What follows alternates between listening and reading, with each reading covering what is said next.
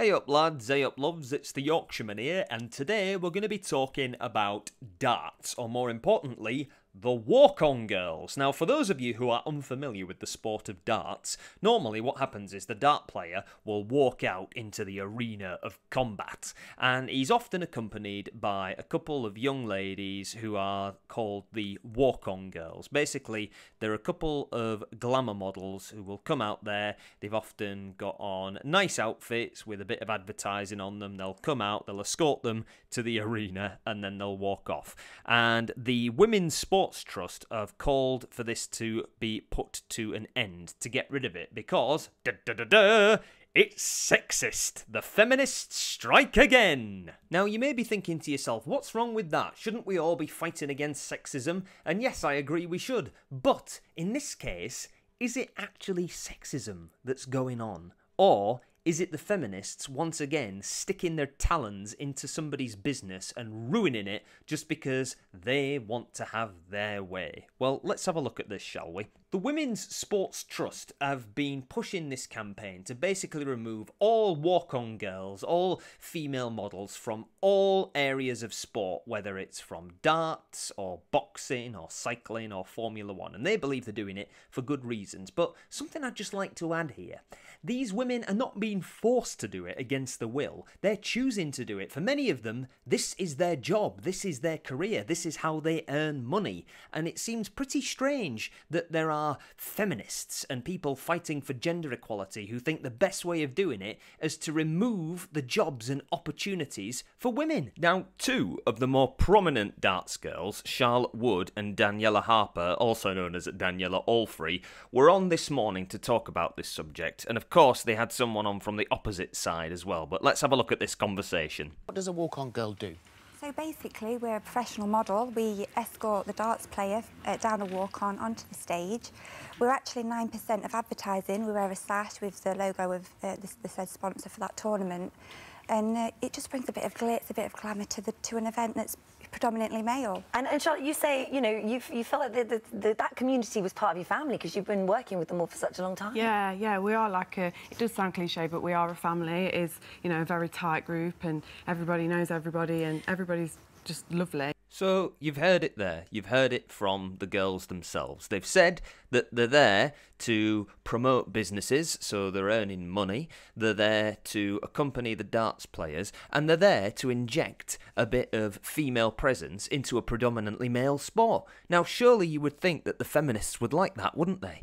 They'd like the fact that there's been women introduced into an area that's predominantly male. But something else as well that they don't mention here, that I know personally, because I've done promo work in the past and I've got lots of friends within the promo circle, they don't just go out there and look pretty. They know what they're talking about if people ask them about the sport, whether it's darts or the boxing or the Formula One.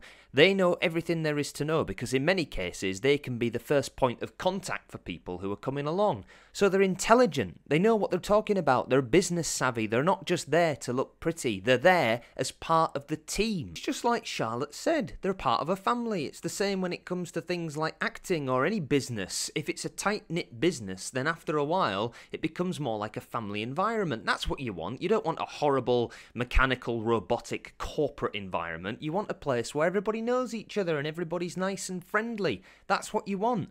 These women are not put in the cupboard overnight and then they just bring them out when they need them to look pretty and put them away when they're not using them. OK, well, Sally, let's come to you now, because you say these types of jobs for women, these roles, are demeaning. Yes, I think they're broadly demeaning. I think what we're seeing is a social change that's happening, as you refer to grid girls as well with Formula One. That's under review. So what we're seeing is a broader social change that sees these roles as, if not demeaning to the individual, because this is an argument, this is a choice of some of these ladies. So to balance the argument, they have to wheel out the resident feminist, and this is Sally Howard, and just looking at Sally Howard's profile at the moment, Sally Howard is a journalist and feminist academic. Almost sounds like a bit of an oxymoron there. Sally holds a Master's in Gender Studies and Law from SOAS, the University of London. So already her credentials, for me personally, are questionable, because anyone who has a master's in gender studies, I think, has wasted their opportunity at university. But that's me just being a dickhead. So what she's saying here, she's saying, oh, it's demeaning for these women. She says, oh, there's an argument here because some people feel that it's a choice. It is a choice, Sally. It's a choice. These women were not forced to do it. Sorry, these people were not forced to do it. They chose to do it. They wanted to do it. That's their job. They chose that method of earning a living. It's their choice. I thought that feminists were all about free choice and pro-choice for women. Now, she also says there about social change, particularly with Formula One. Now, in the time it's taken me to make this video, Formula One have also chosen, inverted commas, to remove the grid girls, which are essentially the walk-on girl equivalent for darts, but with Formula One. Now, when she says there about social change, I beg to differ, Sally, because social change is a lot different from forced change, because social changes happen naturally in a society, in a culture. They happen over long periods of time. Certain ways of living and practices of living will fade out and new things will come up to fill the gap. But there's a big difference between that and a group of activists and lobbyists forcing a company or a group to change the way they do things to appease their dogma. That is not social change. You are forcing people to change, not for the way that's best for everybody, but the way that's best for you and your little religion of feminism, Sally.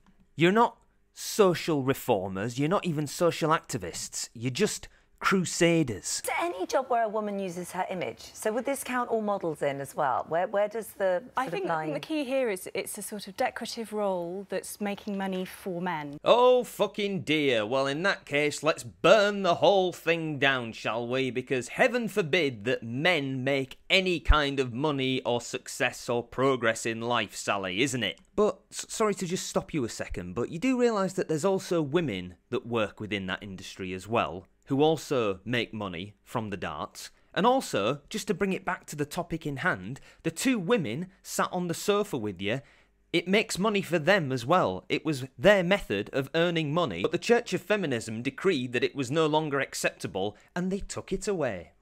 But just that, it makes money for men. Right.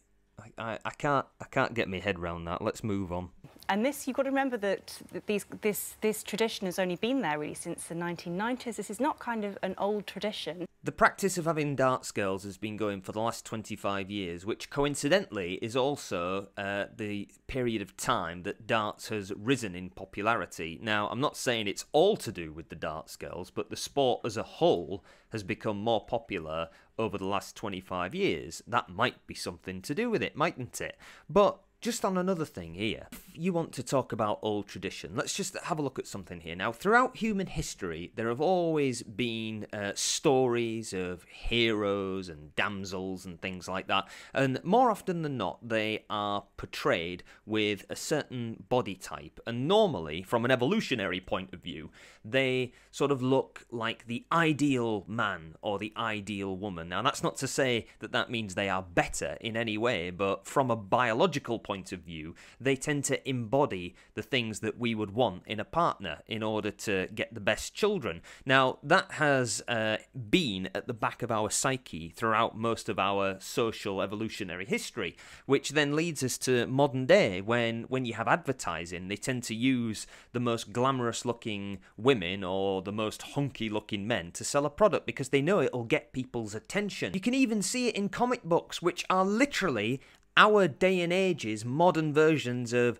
Hercules and Theseus and that. They are our heroes and they embody those strong physiques, whether it's the men or the women. It's just something that appeals to our animal nature. And just because it taps into that part of us doesn't mean it's a bad thing. Women love looking at glamour magazines. They love the next top model. They love seeing these women, these glamorous women. Men like to see glamorous women, but women also like to look at chiseled, hunky men. And men can even stop to admire the physique of another man's body and think to himself, God, I wish I looked like that.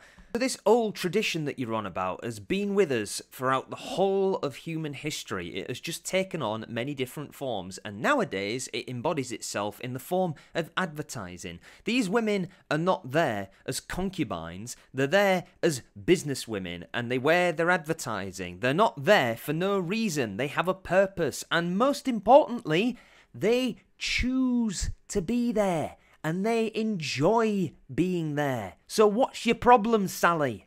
People sort of suffered when Miss World came off air, you know, people lost money in this, but it doesn't mean that the social change isn't necessary, and it's fans who also support this. It's not all fans who are resisting it. Fans and broadcasters are behind this. They've been supported by women's sports organisations, by women darts players. Now, I'm too young to remember Miss World, but I do know, and she even says it there, that when it went off, it lost a lot of money. There was a lot of people who lost a lot of money, but again, that does not mean that the social change is not necessary. Also, Sally, could you please show me the fans and the people who are supporting women being forced out of work? Could you just show me those numbers? Because a lot of the comments that I have noticed seem to speak the opposite of what you're saying, that a lot of people aren't behind this decision. I'm sure that there are a lot of feminists who are behind this decision. And also, just a little thing for you here. I get the sense that you might be telling lies, and the reason I say that is because, having looked into psychology, there are certain things that people do when they might be lying. They're called tells, and basically if somebody is shaking their head when they're telling you a story or giving you a fact, they're basically saying something with their mouth, but their body language is saying no, no, no, it's not true. So I get the sense that you might be talking shit, Sally. And just to finish this particular link, when you say they're being supported by women's sports organisations, I think the word you're looking for is pressured or threatened. But Danielle, you speak to Sally, because it's Sally and people like her that have put you out of a job, essentially. Yeah, I just think it's very sad, really. I really do. I agree, and I think, obviously, I don't, as a feminist, want to undermine your earning capacity, but obviously there are other modelling routes too. Yeah, we do those as well. We do Great. all.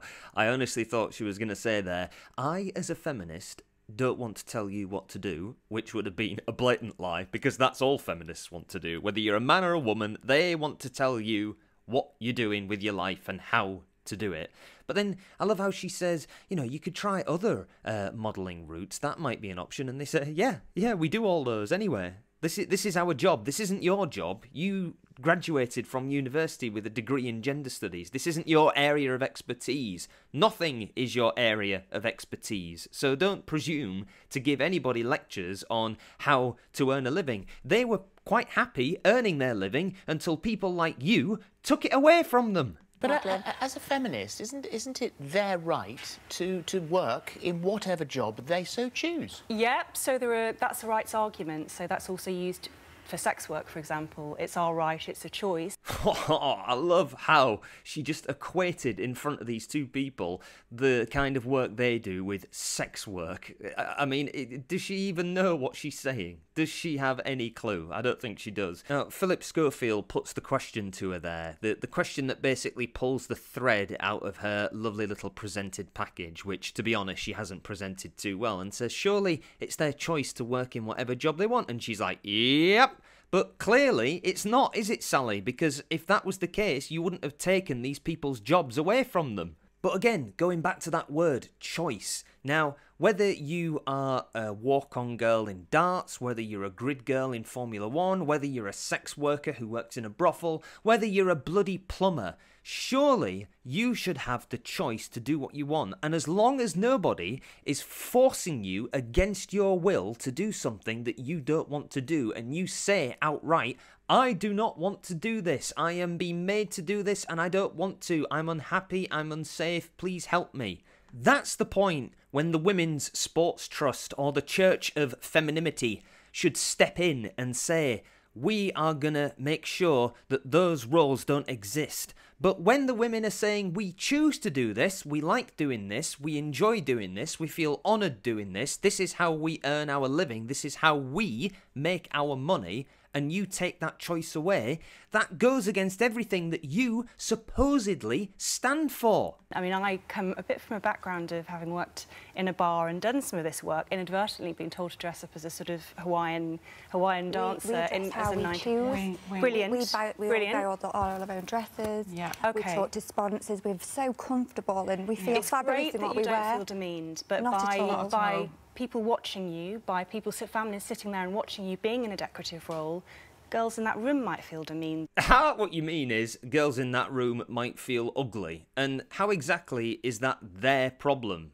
You can't help how another person feels. This is the age that we live in, where somehow you are responsible for the feelings of other people, and it's absolute bollocks. Now, listen, it is not their fault if a girl at home who doesn't look like a glamour model feels demeaned, or, to put it bluntly, feels ugly compared to them.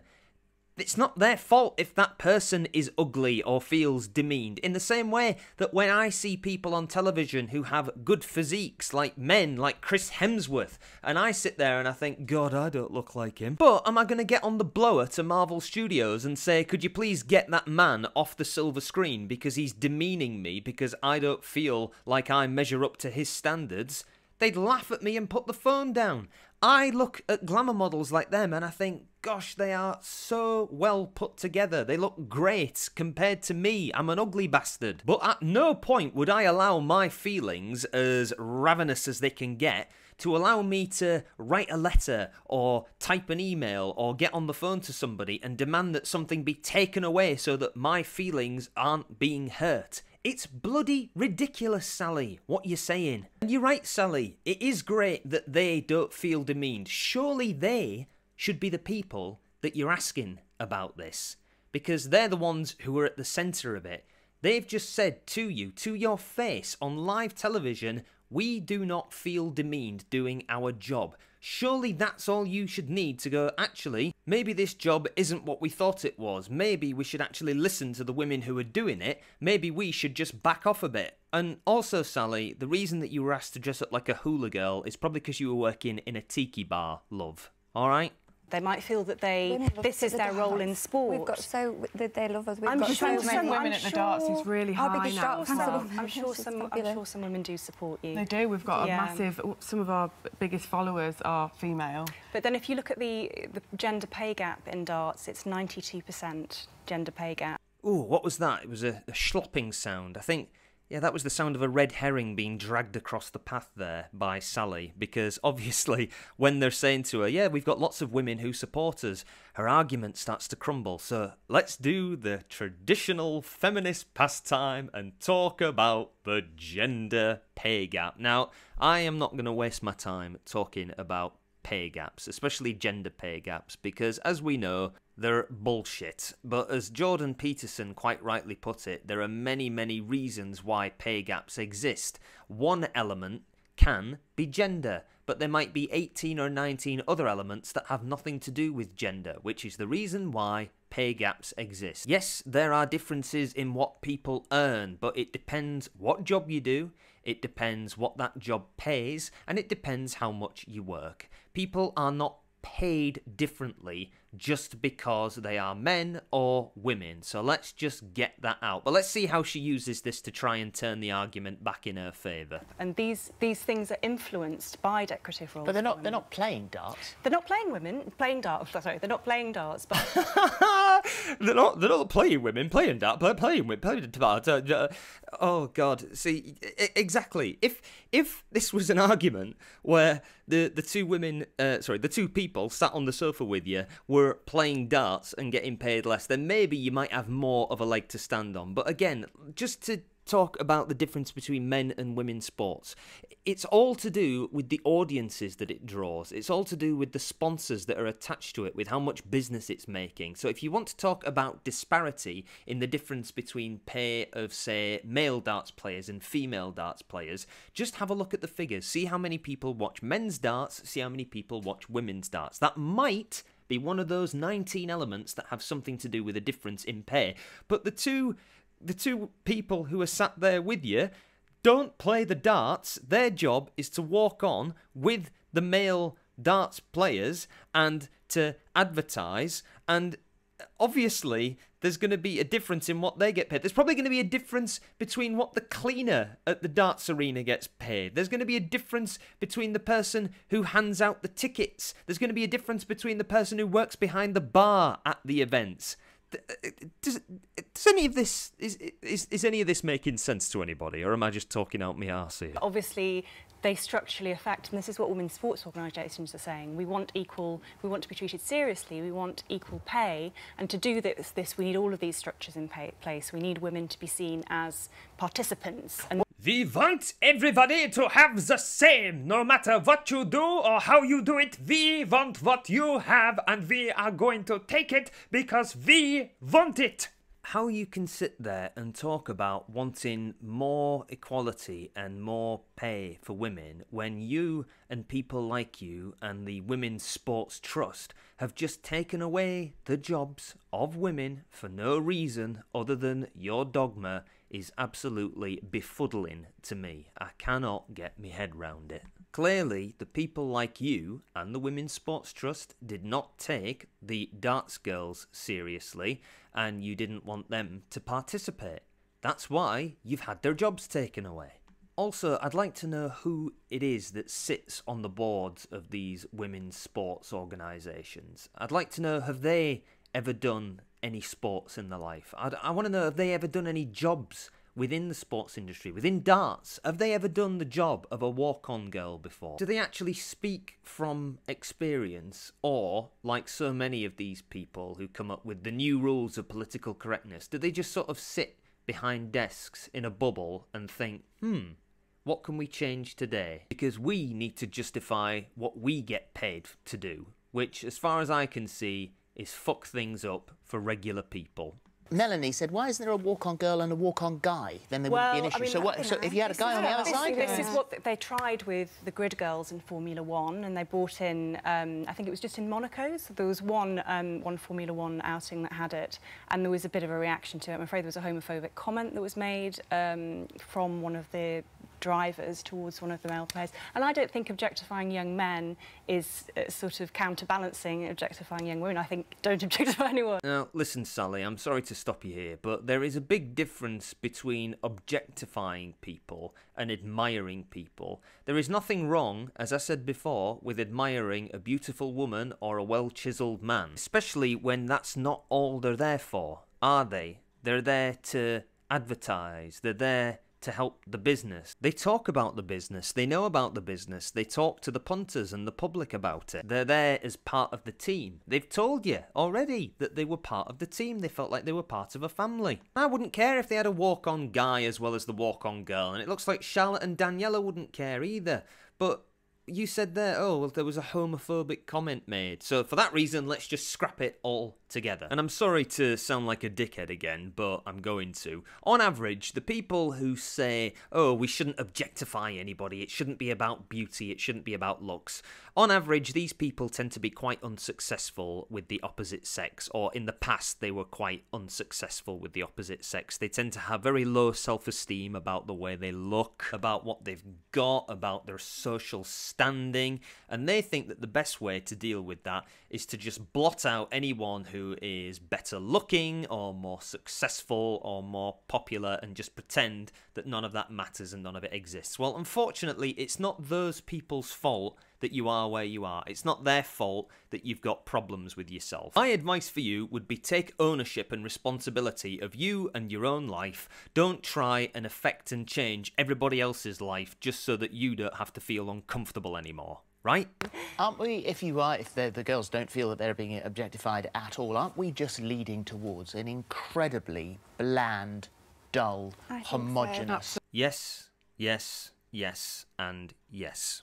Absolutely correct, Philip. Spot on, mate. I mean, if you subscribe to that idea that that kind of kiss me quick, carry on idea of sort of British culture, but, there are many aspects of British culture that are outdated. We don't cook with lard. It doesn't. You can appreciate beauty as well, can't you? Yeah. That's allowed, isn't it? Or is that not allowed? Of course it is. Oh, she had to think about that for a minute there. Now, funnily, she mentions there about something that if I ever get asked by a foreigner, if you were to show me something that was very British at its heart, what would it be? I normally point them in the direction of the Carry On movies. Now, there are some elements of those movies that you look at nowadays and people go, oh my god, that's so terribly offensive. And yeah, you wouldn't have that in film and television and radio anymore, but that changed in our society. That happened naturally. Same as the thing about lard, people cooking with lard, because after time they found out that it was not very healthy for you, so we changed to other things. But just on the topic of lard, I will tell you this, my great-grandmother as a snack used to have pork dripping and black pepper on toast as her snack, and she lived till she was 95, so dunno, is it really unhealthy for you, or is it just the people of today are made of different stuff? Anyway, as I was saying, these things happen naturally, but forcing people out of work